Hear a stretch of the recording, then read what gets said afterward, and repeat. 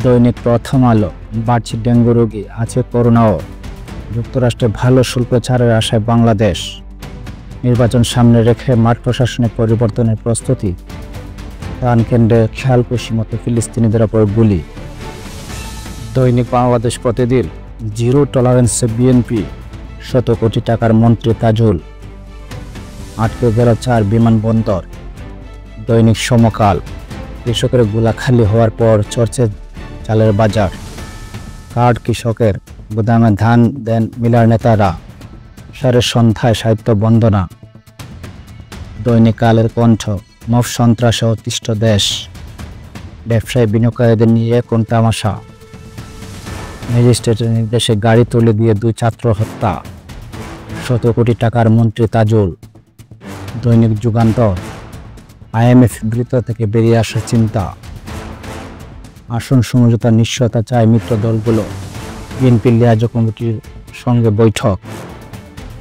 দৈনিক জনকণ্ঠ। দেশে বাড়ছে অপরাধ, কর্মকাণ্ড।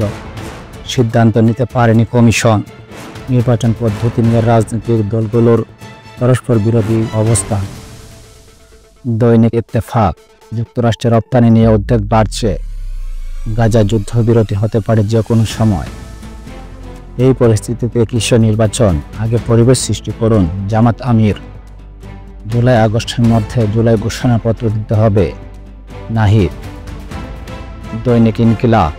দেশি বিদেশি চাপ অব্যাহত, দ্রুত নির্বাচনের তাগিদ।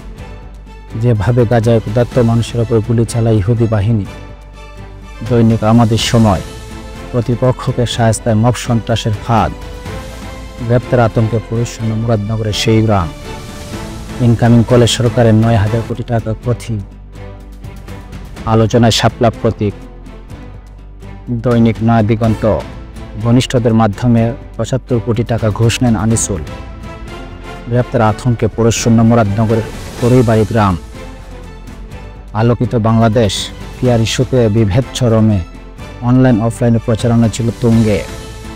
জুলাই অনুভুত্থান। দৈনিক কালবেলা। বিএনপির সামনে 5 কঠিন পরীক্ষা। মুরাদনগরের গোয়েন্দা ব্যর্থতাকে বড় করে দেখছেন সবাই।